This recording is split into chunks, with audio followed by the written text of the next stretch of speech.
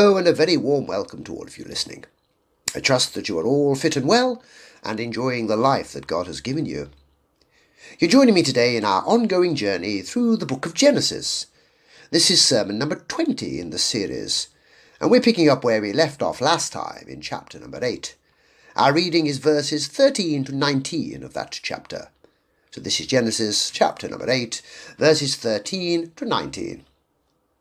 And it came to pass in the 601st year, in the first month, the first day of the month, that the waters were dried up from the earth. And Noah removed the covering of the ark and looked, and indeed the surface of the ground was dry. And in the second month, on the 27th day of the month, the earth was dried. Then God spoke to Noah, saying, Go out of the ark, you and your wife, and your sons' wives with you.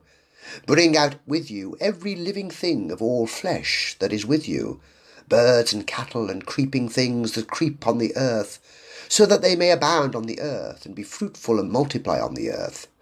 So Noah went out, and his sons and his wife's sons with him. Every animal, every creeping thing, every bird, and whatever creeps on the earth according to their families, went out of the ark. This is the word of the Lord.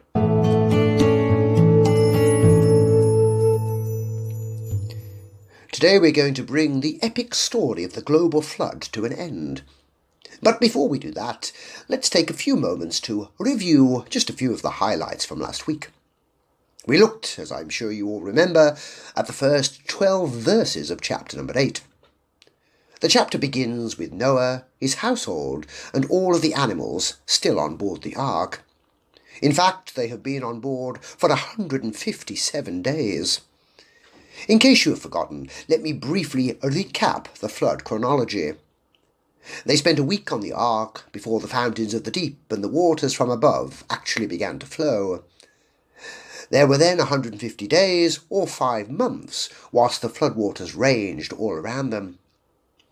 I made a point of highlighting that the ark's only purpose was to float. So, presumably during this time, the ark was carried wherever the wind and waves took it. Noah had been hoping to stop off in Hawaii, but when they got there they found that it was covered in water. I also told you that the flood was very far from being a peaceful event. Some have indeed tried to teach that the flood was a tranquil kind of event. Aside from the fact that billions of people and animals drowned, of course. The reality was, though, that it was cataclysmic. The tectonic plates of the earth were in motion and would have resulted in massive amounts of seismic activities. Volcanoes erupted, and the planet was literally shaken to its core. As a result of this, the earth deep beneath the floodwaters was being reshaped and reconfigured. Eventually, when the waters did recede, the post-flood world would look very different to the one that God originally created. As you can well imagine, all of this turmoil would have resulted in some big waves and rough seas. Had surfing been a thing, Noah would have been world champion. God, as we saw in previous sermons, had designed the perfect vessel to survive these waves. The ark's precise ratio dimensions of 6:1, length to width, ensured that the ark was able to ride out the waves. Despite this, Noah and his wife were constantly having to administer seasickness medication in the ark's sickbay. Perhaps the rough seas and the stormy weather caused some concern for those on the ark. It would be entirely understandable that as the waves battered against the ark's sides, that those inside might be somewhat fearful. If you've ever been on a ship in rough weather, it is a humbling experience. So maybe, just for a merest moment, they wonder whether God had forgotten all about them. This was, of course, not the case. Verse number 1 of chapter 8 tells us that God remembered Noah. I spent a considerable amount of time last week unpacking what exactly this phrase meant. In case you missed last week's message, or perhaps you've just forgotten, it doesn't mean that God had literally forgotten Noah. God does not suffer with memory loss as we do as we age. Sadly, as we get older, we often lose some of our cognitive function. But not God. God is omniscient, he knows all things, and nothing ever slips his mind. So what exactly does it mean when Noah uses an anthropomorphism to describe God's recollection of Noah? What it means is that God is once again purposefully choosing to act, work, or intervene on Noah's behalf. He's bringing to mind the promises that he made to Noah and now beginning to fulfill them. God was not only remembering Noah, but also all of the animals that were with him. They were important to him too, and he had determined to save them as well as Noah and his family. The floodwaters have now accomplished their purpose. All the living things that were on the planet are now dead. So God makes a wind that will help in the evaporation of the water. This process is sped up when God restrains the rain from heavens and stops altogether the fountains of the deep. We are now entering the long drying out process. It was a process that would take a further 150 days or 5 additional months to complete. On the 17th day of the 7th month, the ark came to its final resting place. This was 5 months after the flood began. The ark ran aground somewhere on the mountains of Ararat. This general description means that we cannot be certain where exactly the ark stopped. Some misread what the Bible tells us here and assume that it's referring to Mount Ararat, located in the far east of modern-day Turkey. It is possible that it was Mount Ararat, but we certainly cannot say with any certainty. I spoke last time about some of the searches that have been undertaken to try to find the ark's remains. I'm afraid I remain rather sceptical that we will ever find the remains of Noah's Ark. After a further 73 days, the tops of the nearby mountains become visible. What a wonderful sight it must have been to see those rocky peaks protruding from the water. This serves as the cue for Noah to conduct an experiment. He will send out some birds to assess the full extent of the flood. The first bird released is a raven, a carnivorous scavenger that thrives in harsh conditions. The bird flies to and fro and probably does not return to the ark. From this, Noah can ascertain that things are improving and that the raven was able to survive. Next, Noah sends out a dove. It flies around for a while before returning to the ark. A week later, he tries again, and this time the dove returns with a freshly plucked olive leaf. This informs Noah that trees are once again growing, but that the environment still remains a little hostile. After patiently waiting for a further week, Noah sends out a third dove. This final dove does not return. He now knows that the environment is becoming much more welcoming, and that soon they will be able to leave the ark. An event that I'm sure was greatly anticipated by all. However, as with all things with God, the timing is all important. Noah must not be too hasty, and instead allow God's timing to dictate when things occur. We will look today at God's command to Noah and to the animals to leave the ark.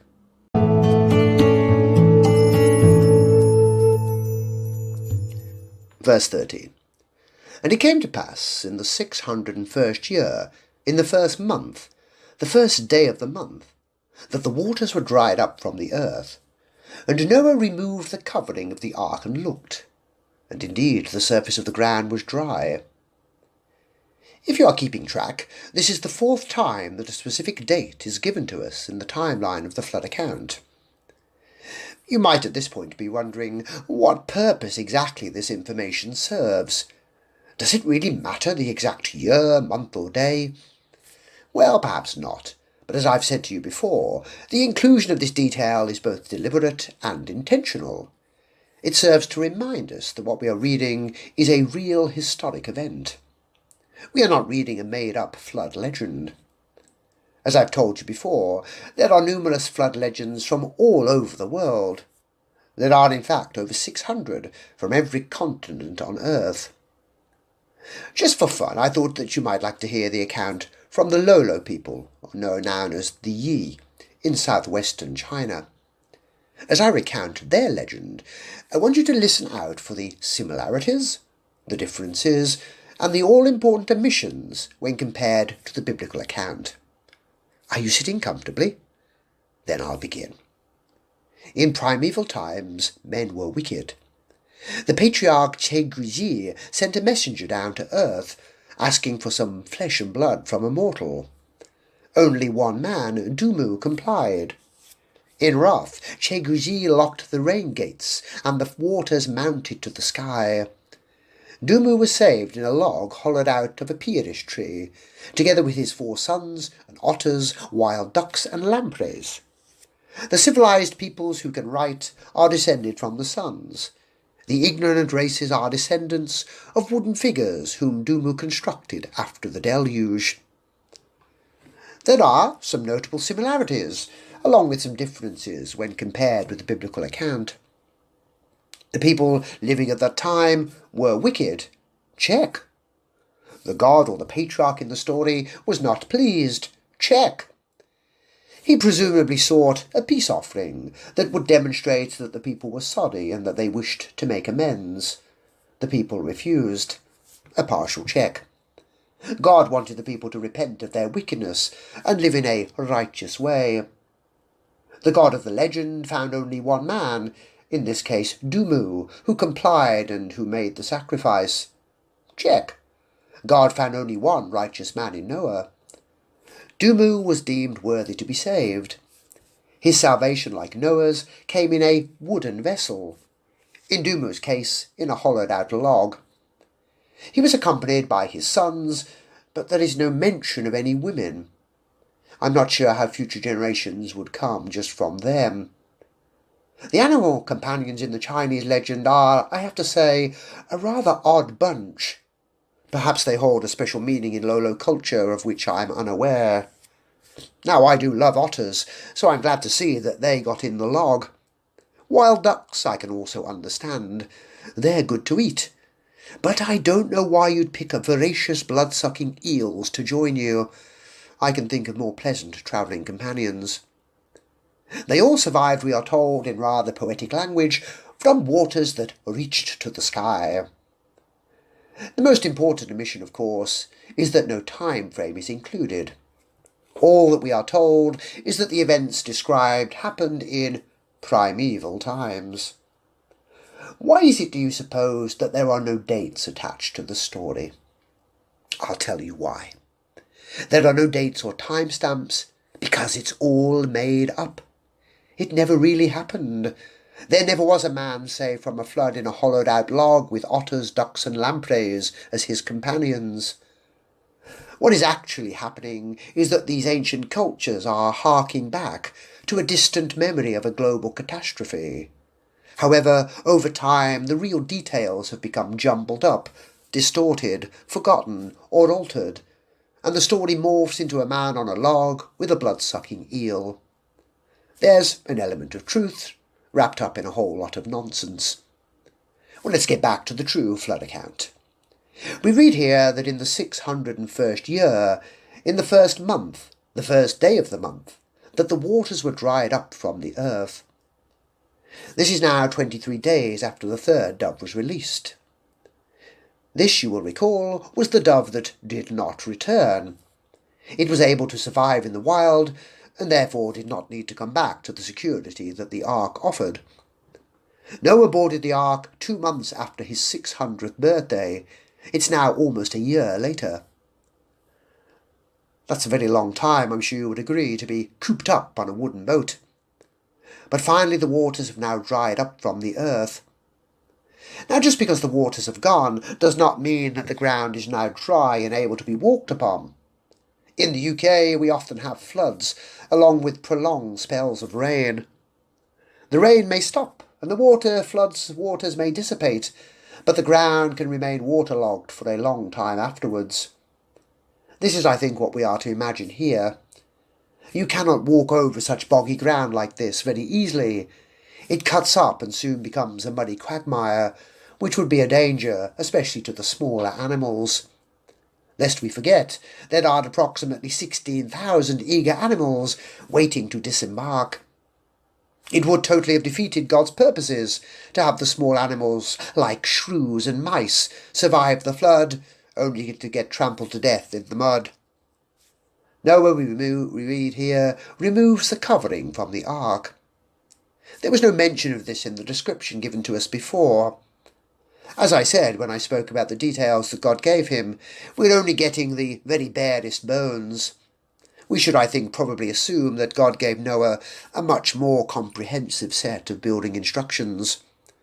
God clearly didn't think that we needed to have or see these, so we're only given a very general description of what the ark looked like.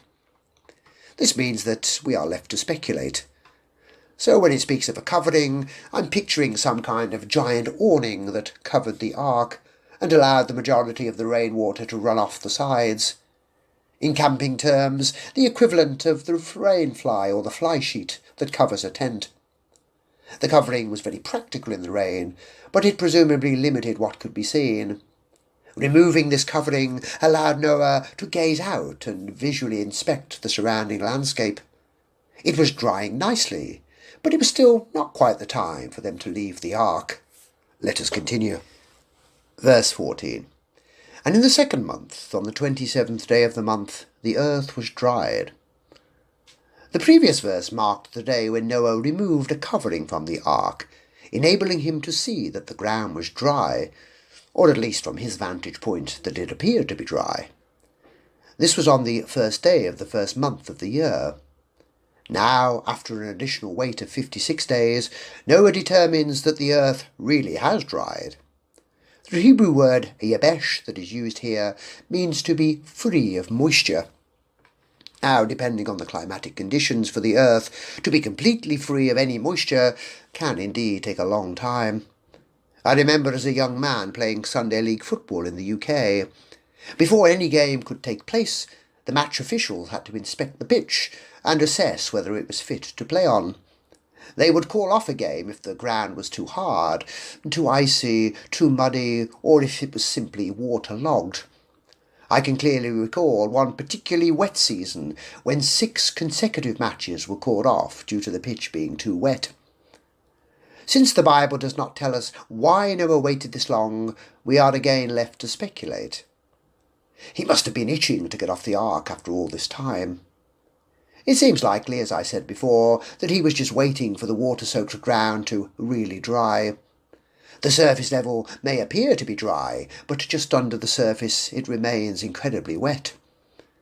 We should also not rule out the possibility that Noah was waiting for God to give the order to disembark. As we have previously established, he was a just and righteous man who walked with God. It seems entirely consistent with his character to think that he would wait and only act when God said to do so. Their time on the ark was now coming to a close. They had been on board for a long time. The question regarding exactly how long is a debated one. Due to the different ways that the days could be added up, you may see slightly differing figures for the number of days that Noah spent on the ark. I've seen the figures 285, 371, 378 and 377 all proposed. The chronology that I've been using states it to be 377 days. But if you wanted to give someone a ballpark figure, you might say somewhere between 370 and 378 days. Well, let us read on. Verses 15 and 16. Then God spoke to Noah, saying, Go out of the ark, you and your wife, and your sons wives with you. We see here some beautiful symmetry. Noah and his family had entered the ark on God's command. Now they exit the ark on God's command. The long wait is now over. God breaks the pregnant silence to tell Noah that it is safe for him and his household to leave. Why do you suppose God goes to the trouble of listing all of the people on the ark? He could simply have told Noah to take his family off the ark. It's because all of these souls were precious and important to God. We don't, sadly enough, know any of the women's names, but let us not think that because they go unnamed, it diminishes in any way their importance. They had a vital role to play in repopulating the earth. Without them, we wouldn't be here. Noah here, and actually throughout the whole flood account, models for us the kind of obedience that God desires. God will often call or position us in a place of service. What he wants from us is our diligent and faithful obedience, to uncomplainingly do the jobs that he has assigned us. This might be a role within the church, at our companies or businesses, or even within the family home. He wants us to get on with the task before us, and not to be constantly seeking validation from him or others. Let me use my own situation as an example. The English ministry that we have here is rather small. It fluctuates a little here and there, but it remains fairly constant. There is a core of regulars, with a few others on the fringes. I've been the pastor here now for 10 years. My, how the time has flown. So some in my position might think that it was time to move on. Some might advise me that with my qualifications, and now with 10 years of experience, that I could move to a bigger, more prestigious church. There might be a mega-church in Seoul that would want to hire me. Now, if that is God's will, then obviously I would obey. However, I believe that God has called me to this particular ministry and given me you as my sheep to shepherd. All that God wants and desires from me is my willing and faithful obedience. I don't need to constantly be asking God if I'm where I should be and whether I'm doing what he wants. So just like with Noah, I will wait until I hear from the Lord. Anyway, back to Noah's situation. God had not spoken to him since telling him to get into the ark. So for a little over a year, there had been no communication from the Lord. Noah was simply left to trust in God and to have faith that God's plan was unfolding and that he, of course, was a part of it. Finally, then, God speaks and gives him the good news. Well, let us continue. Verse 17. Bring out with you every living thing of all flesh that is with you, birds and cattle, and every creeping thing that creeps on the earth, so that they may abound on the earth, and be fruitful and multiply on the earth.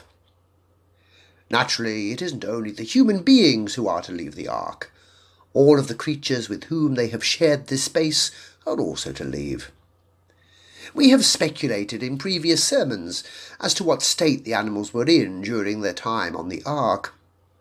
It's possible that God put them into a state of hibernation, winter sleep. This would make good sense, especially for some of the larger animals. Being enclosed for long periods, without the real opportunity to exercise or properly stretch their limbs, is hard for many animals. It's always depressing to see animals in a zoo pacing back and forth in a state of extreme boredom. So we might ask the question, were the animals on the ark bored or frustrated? It's certainly possible that the rooms or the enclosures inside the ark were designed with particular animals in mind. Perhaps there was space for animals to run around, or ladders, for example, for the monkeys to climb.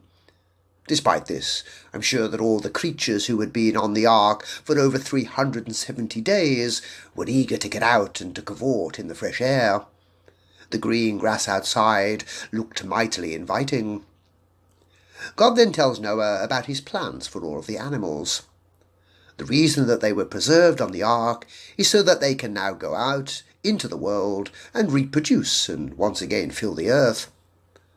Once they climb down the ramp and leave the ark, they are to go out into the world and, to put it rather frankly, have lots of babies. Initially, they would have found a place to live in and around the region of Ararat, but over time, probably centuries, they would have spread out further and filled the whole earth.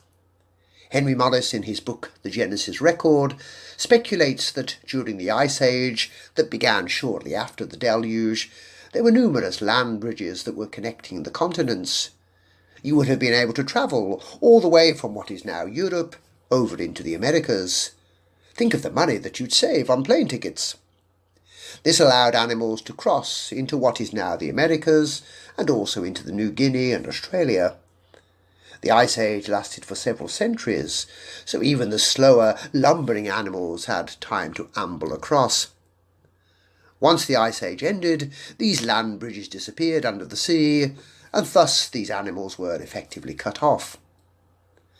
You're probably wondering about how we got from this scenario to all of the different animal species that we see today. To answer this, I need to talk a little bit about speciation. Speciation refers to how we see change and variation occur within the same kind of animal. As we saw when we looked at all the animals that came onto the ark, A created kind is broadly equivalent to the level of family in the modern classification system. So basically we're talking about animals that can, in theory at least, interbreed. A lion and a tiger are both members of the cat family, and therefore can interbreed. A wolf also could interbreed with a domesticated dog. So probably Noah brought two wolf-like creatures onto the ark. From these initial two canid kinds, we would eventually arrive at jackals, coyotes, dingoes, foxes, and of course domesticated dogs. What we are really speaking about then is the gradual process of microevolution, minor changes within a kind. As these canids adapted to their new environments, certain traits became more favourable. Canids living in colder climes required longer, thicker fur. Canids in hotter areas suffered if their hair was too long and thick. God, let me remind you, never allowed for macroevolution, which refers to one species eventually becoming something entirely different.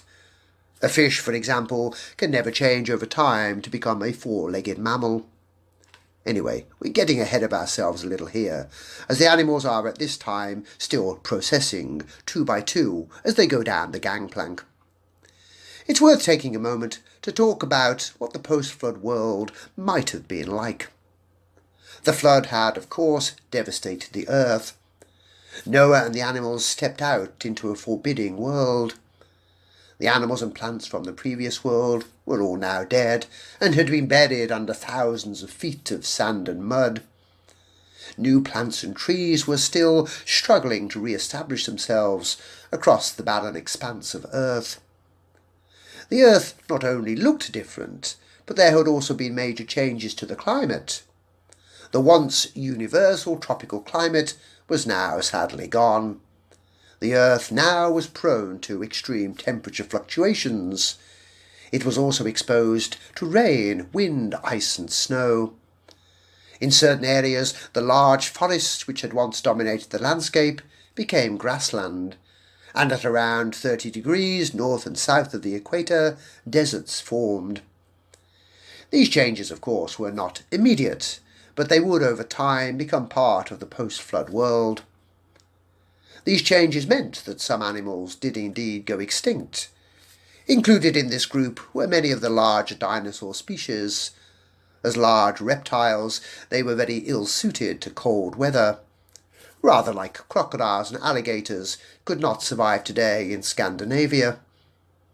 It was also the case that the supersized varieties of certain creatures also vanished. Did you know, for example, that there used to be a giant dragonfly called Meganeura?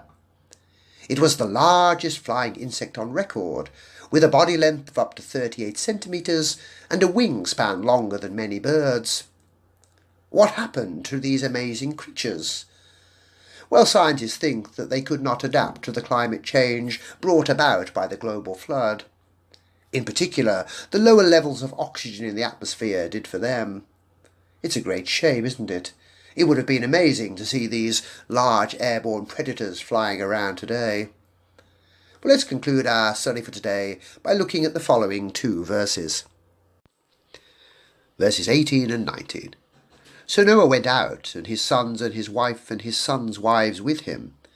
Every animal, every creeping thing, every bird, and whatever creeps on the earth, according to their families, went out of the ark.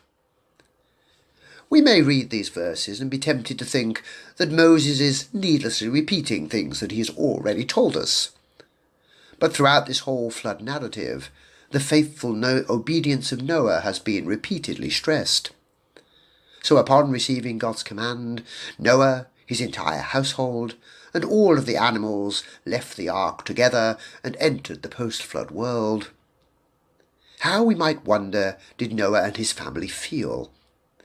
They left the confined safety and security of the ark and stepped out into a vast and empty world.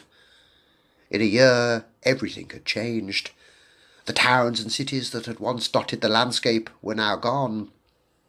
Any signs of human activity or endeavour had also been obliterated. It's certainly possible that they left the ark feeling some degree of trepidation or even apprehension. God, after all, had placed a huge burden upon them. They were tasked with rebuilding and repopulating the earth. That was some burden for them to bear. I also want you to note what we are told, or might perhaps inferred, about the animals' exit from the ark. It certainly appears, at least, as if all the animals left in an orderly and controlled fashion. Now we might assume that Noah carefully released them in a staged manner, so as to prevent a stampede. He was, as we previously established, a wise and intelligent man. He had, after all, 600 years of experience to draw from. But I don't think that he was an expert animal handler, or that he had Dr. Dolittle skills that enabled him to talk to the animals. I rather think this all points to divine intervention. God had brought the animals to Noah, had preserved them through the flood, and he was now ensuring that they could safely leave, so as to fulfill their duty to be fruitful and multiply. It's fun to imagine as best we can the scene. All those animals trooping down off the ark. If you're ever feeling a little bit sad or melancholy, let me direct you to a certain kind of video available to watch on YouTube. I've seen several variations, but they're all most entertaining. I'm talking about videos showing cows who, after the winter, 6 months cooped up in a barn, are then released out onto the grassy fields.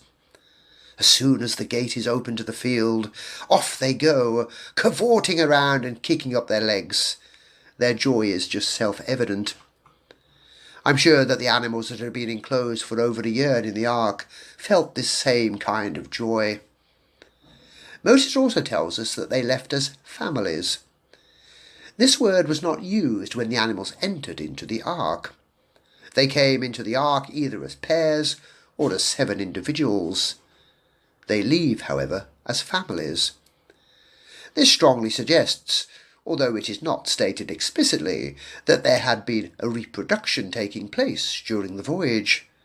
I suppose there wasn't that much to do during that long voyage. From a practical perspective, this would have helped speed up the process of refilling the earth after the flood had ended. 2 rabbits entered the ark and 75 exited. Are you ready for your useless fact of the day? A female domestic cat can become pregnant as early as 5 months of age. A cat can have up to 4 litters of kittens per year, with an average of 4 kittens per litter. So taking 4 kittens as our average, the 2 cats that came onto the ark may have produced 16 kittens. See, you've learned something interesting and useful today. And so the account of the global flood comes to an end. The story of Noah and the flood is without question one of the most profound narratives that's found in the Bible. It should never be a story that we quickly just read through without pausing to think about the full implications. I'm afraid that it is sometimes just read as a fun little story about Noah riding on an ark with some animals. As I've said in a previous sermon, it's a story that we all learned back in Sunday school. We were often shown silly little pictures in the children's Bible of Noah on a tiny boat with giraffes' heads sticking out of the windows. I'm quite sure that no Sunday school teacher ever sat their children down and said to them something along the following lines.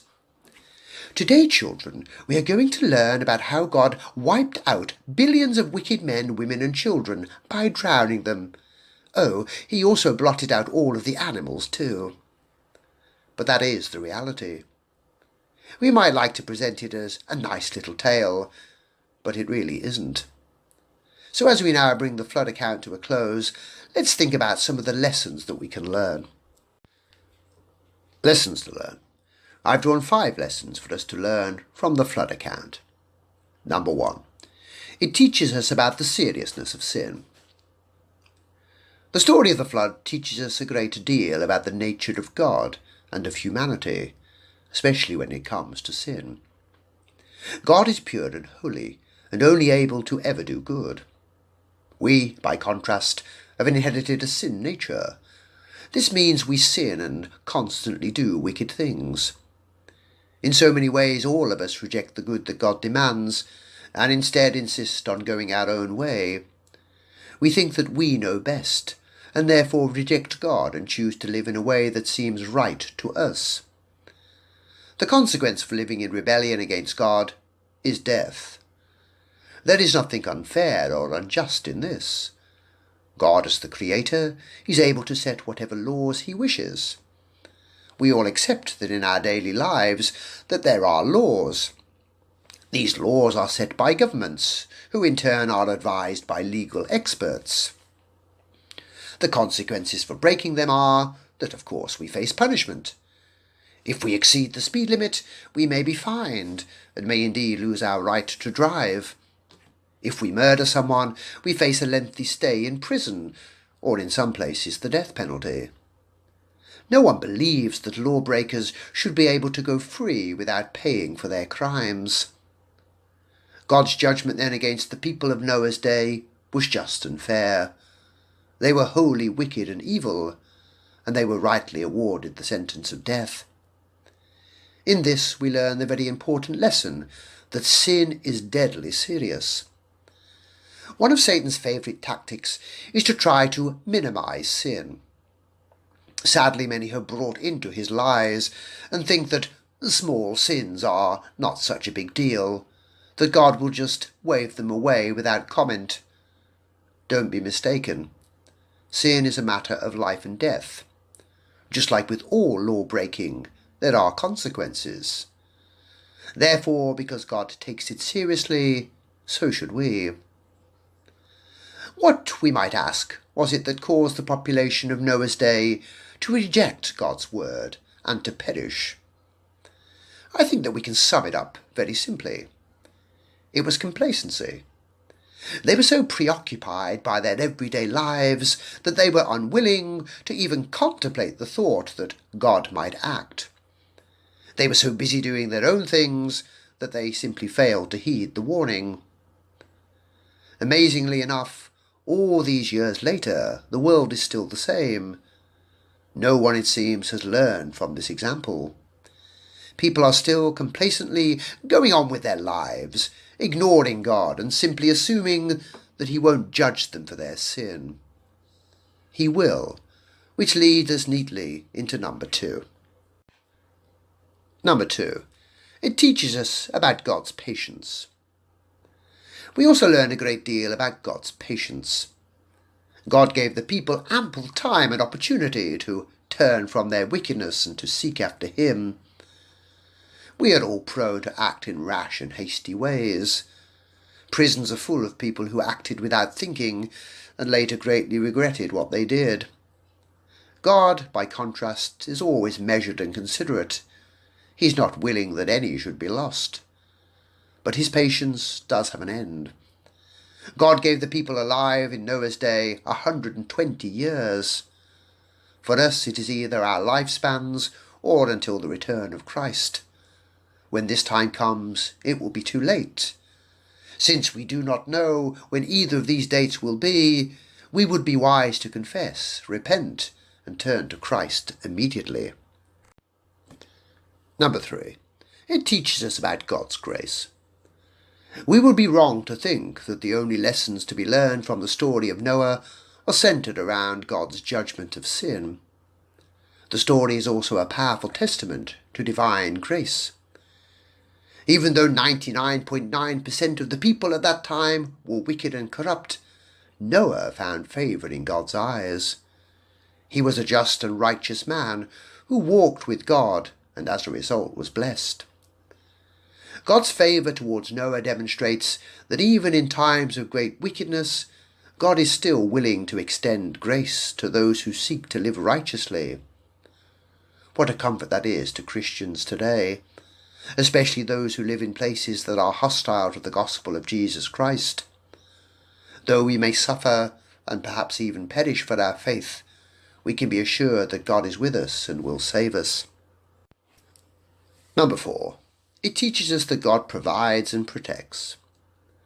Another valuable lesson that we can learn from the flood account can be drawn from the fact that God provides provision and protection for those who are faithful to him. I want you to note that wording very carefully. God provides. Our salvation only ever comes through God and through him alone. In Noah's case, God instructed him in how to build an ark that would keep them above the floodwaters. There was only one ark, just one single vessel through which the chosen people and animals could be saved. In many ways, then, the ark prefigures the salvation offered through the Lord Jesus Christ.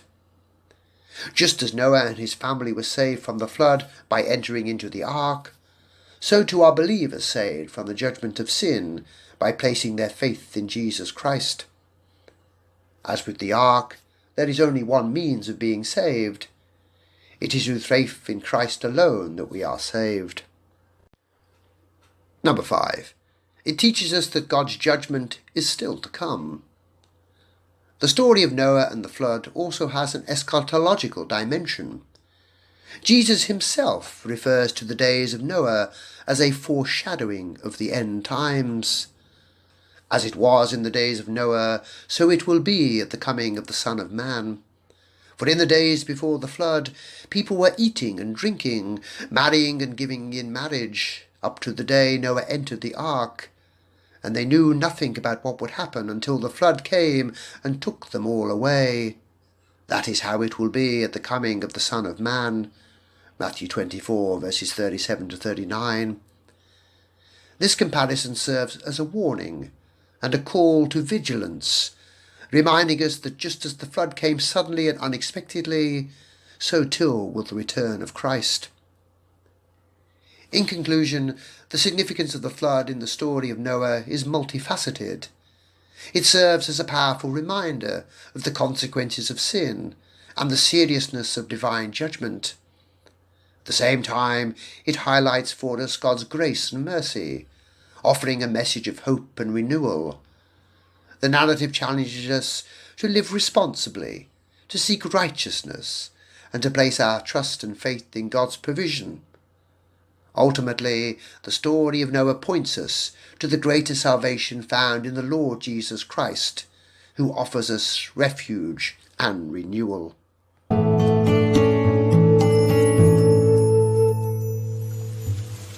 Then God remembered Noah and every living thing, and all the animals that were with him in the ark. And God made a wind to pass over the earth, and the waters subsided. The fountains of the deep and the windows of heaven were also stopped, and the rain from heaven was restrained. And the waters receded continually from the earth. At the end of the 150 days, the waters decreased. Then the ark rested in the 7th month, the 17th day of the month, on the mountains of Ararat. And the waters decreased continually until the 10th month.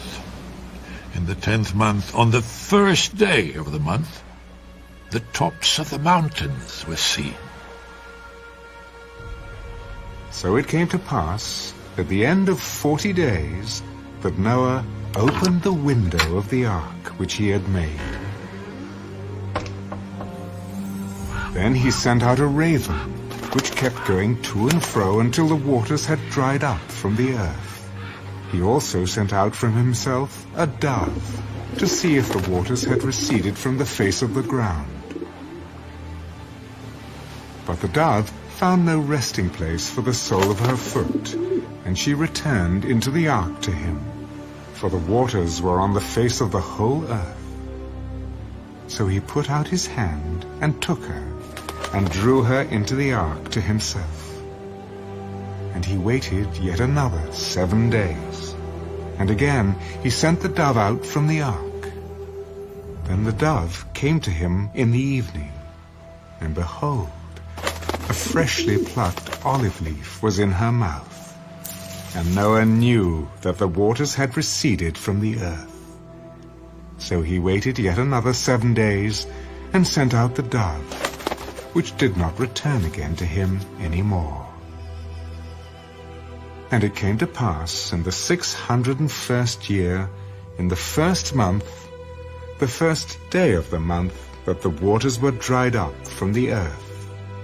And Noah removed the covering of the ark, and looked, and indeed the surface of the ground was dry. And in the 2nd month, on the 27th day of the month, the earth was dried. Then God spoke to Noah. Go out of the ark, you and your wife, and your sons wives with you. Bring out with you every living thing of all flesh that is with you, birds and cattle, and every creeping thing that creeps on the earth, so that they may abound on the earth, and be fruitful and multiply on the earth. So Noah went out, and his sons, and his wife, and his sons' wives with him. Every animal, every creeping thing, every bird, and whatever creeps on the earth, according to their families, went out of the ark.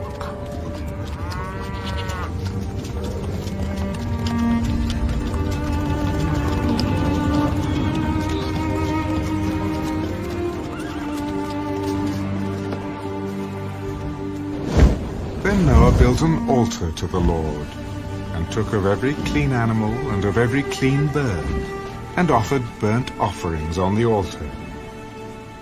And the Lord smelled a soothing aroma.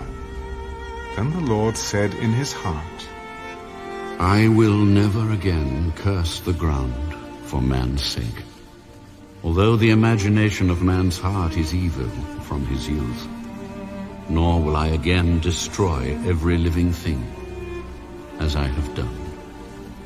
While the earth remains, seed time and harvest, cold and heat, winter and summer, and day and night shall not cease.